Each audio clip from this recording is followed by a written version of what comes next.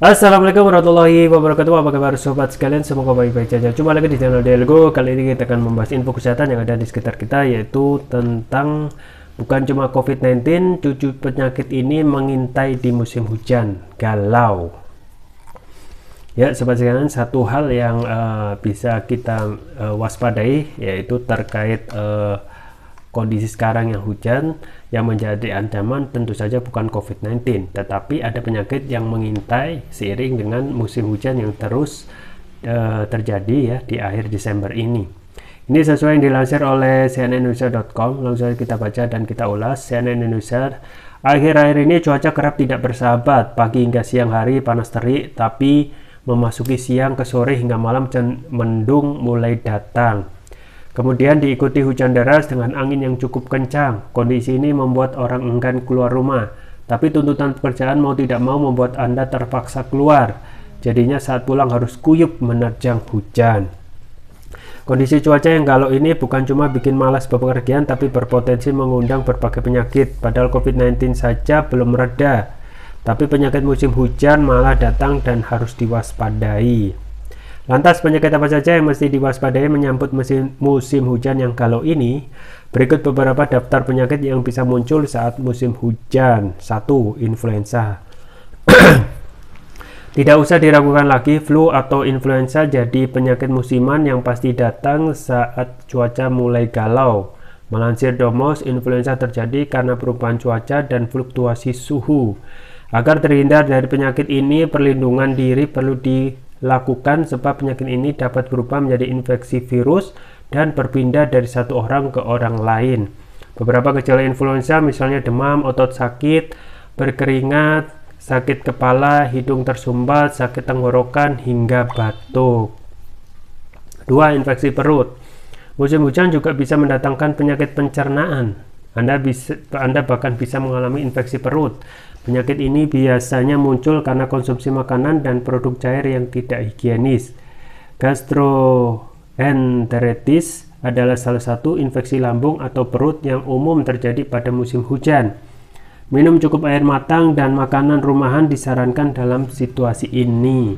Gejala penyakit ini biasanya meliputi demam, mual, muntah, kram, dan nyeri perut hingga diare. 3. Diare.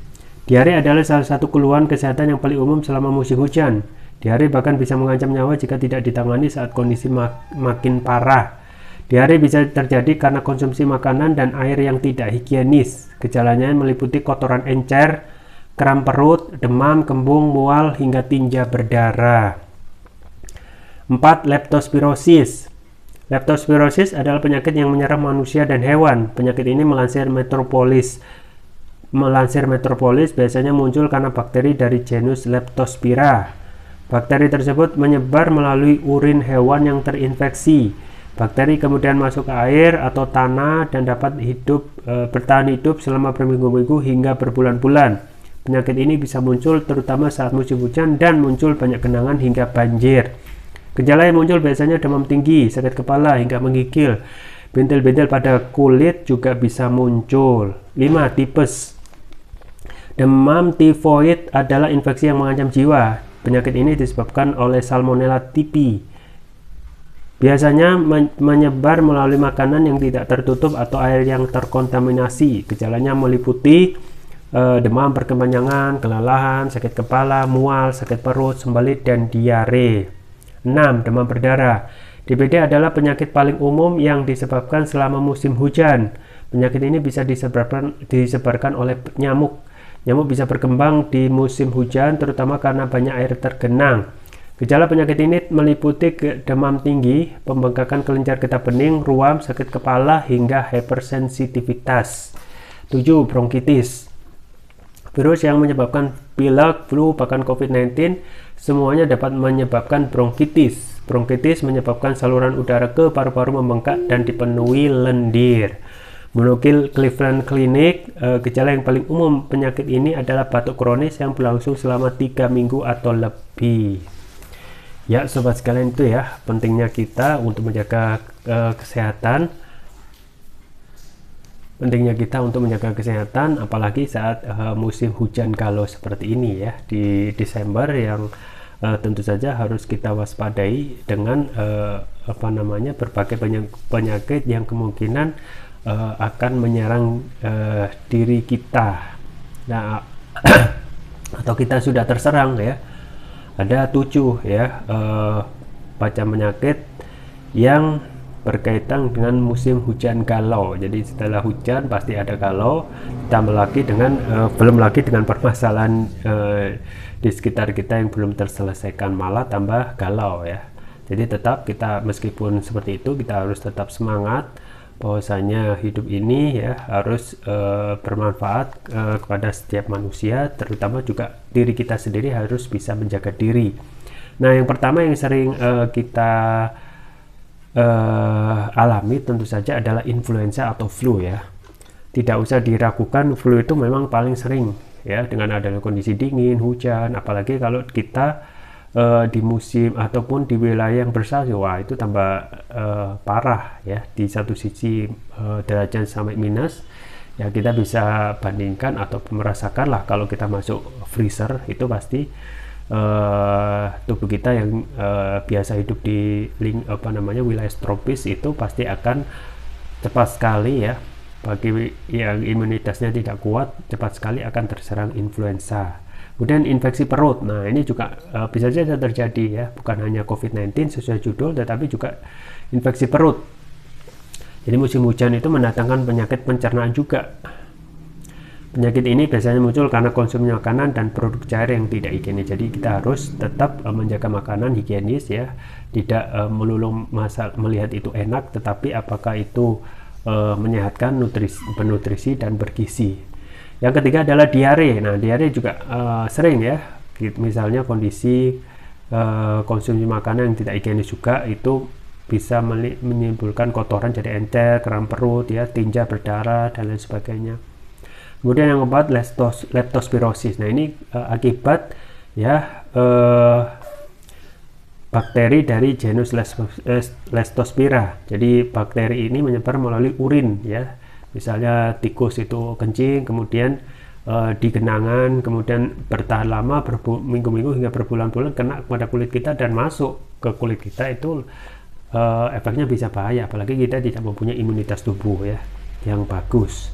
Kemudian tipes, nah ini tuduh langganan ya, tipes menjadi kondisi sama ya, tidak ada imunitas yang baik dan kita kadang tidak bisa mengelola stres. Nah, itu permasalahannya. Kemudian yang terakhir, demam berdarah dan bronkitis. Jadi demam berdarah itu juga mempunyai ancaman besar ya, termasuk juga bronkitis. Bronkitis itu virus yang menyebabkan pilek, flu, bahkan COVID, semuanya dapat menyebabkan bronkitis. Ya, sobat sekalian, itu ya pentingnya kita menjaga kondisi tubuh agar tidak cepat sakit, tentu saja dengan meningkatkan imunitas kita. Ya, terutama ya, yang pertama memang tentu saja pola hidup sehat ya. Pola hidup sehat itu dalam hal makanan, minuman, kemudian pola istirahat, kemudian mengelola stres supaya tidak parah ya. Jadi imunitas itu penting dan saya rekomendasikan untuk menjaga imunitas tubuh dengan konsumsi rutin Turkish Propolis Ruqyah ya. Propolis ya adalah produk premium karena sudah memakai nanoteknologi. Apa itu nanoteknologi? Nanoteknologi adalah teknologi untuk meningkatkan kelarutan dan penyerapan oleh tubuh. Artinya bentuknya akan seperti nano ya, kecil banget ya. Jadi nano itu seperti kerikil kalau dilemparkan ke bumi ya, sangat kecil sekali. Insya Allah ya, ini mengatasi masalah misalnya penyakit non medis, kolesterol, asam urat, diabetes, stroke, luka ringan ya, batuk pilek, tumor mah, kanker, kolesterol, ginjal, amandel, jantung, sintesis paru-paru, demam dan lain sebagainya. Jadi ini hampir bisa mengatasi berbagai macam penyakit. Kemudian varian selanjutnya yang juga sangat penting, ini ada untuk nutrisi otak, yaitu Turkish Propolis Ruqyah Brain. Ini manfaatnya antara lain dapat memberikan nutrisi pada otak, meningkatkan konsentrasi, membantu pemulihan stroke, membantu proses pertumbuhan pada anak remaja, meningkatkan stamina, mengatasi gangguan migrain, vertigo, sakit kepala, stres, kepala pening, meningkatkan kecerdasan pada anak remaja, memudahkan anak dan remaja menghafal pelajaran, sekaligus menutrisi otak orang dewasa yang suka lupa atau pikun. Keunggulan dari TPR ini sudah mendapatkan sertifikat halal dari MUI, sertifikat dari BPOM, dan sertifikat dari INEA, International Nano Entrepreneur Association. Kemudian penggunanya mudah, tinggal meneteskan TPR ini sesuai berat badan tubuh. Misalkan berat badan tubuh 60 kg, berarti 6 tetes dikonsumsi 2 kali. Untuk terapi berat, misalnya untuk terapi diabetes, ya, ginjal, amandel, dan lain sebagainya, bisa 3 kali pagi, siang, dan malam. Jangan lupa untuk selalu menjaga kesehatan, imunitas tubuh dengan konsumsi rutin Turkish Prophylaxis Turkiya, atau bisa juga konsumsi produk herbal kami yang lain, yaitu madu hutan, ya, variannya banyak, diantaranya madu hutan Rio, Flores, ya, Multiflora, dan lain sebagainya. Semua link pembelian ada di deskripsi, atau bisa kunjungi toko online kami di Elgo, di Tokopedia atau Shopee, dan bisa gratis ongkir. Itu saja bisa saya sampaikan, semoga bermanfaat. Jangan lupa like, share, dan subscribe. Sampai jumpa lagi. Wassalamualaikum warahmatullahi wabarakatuh.